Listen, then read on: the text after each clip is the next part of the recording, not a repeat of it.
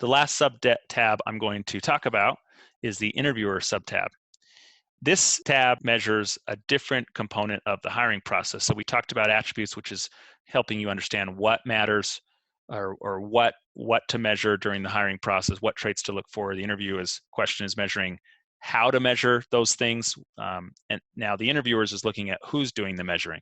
So because Journeyfront's tracking this kind of data, it can immediately help understand how an interviewer's evaluation of a candidate at the time of hire, i.e. what he thought about that candidate, correlates with how the candidate later did within the role, in this case as it relates to their performance.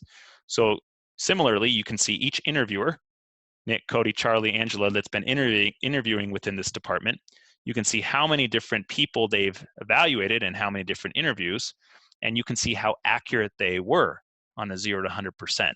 In other words, how this is being derived is when an interviewer scores a candidate on a 1 to 5 scale throughout the interview process, how often does that correlate directly with the candidate's actual performance in that position on a 1 to 5 scale? So in this case, with Nick, it correlates 85% of the time. With Angela, it's 38% of the time. Now, of course, not enough data with Angela, but with Charlie, 80% of the time. So you have an immediate measure. And if you dip into these chart tooltips like we talked about before, what you can see is here's all the interviews Charlie has performed within Journeyfront. You can see how he evaluated the candidate. You can actually see the candidate. So here's how he evaluated Stacy. He gave her a 3.3. And what was Stacy's later performance in the job? A 1.28 on that 1 to 5 scale, which is basically unsatisfactory. So this would be a slight miss. He thought she'd be a little above average and she was poor. Here's someone he got right. Thought she would be a 3.98, essentially a 4, and her performance is spot on, right? So what you're seeing is a visual way of representing how often Charlie's view of a candidate aligns with how the candidate actually turns out to be there on the x-axis.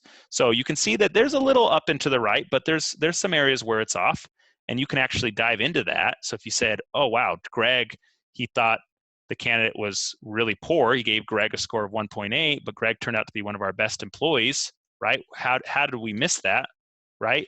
You can dive into that candidate, Greg Fields, and you can even dive into what this interviewer thought about Greg. This is Charlie's scores of Greg on these different traits down to the question level.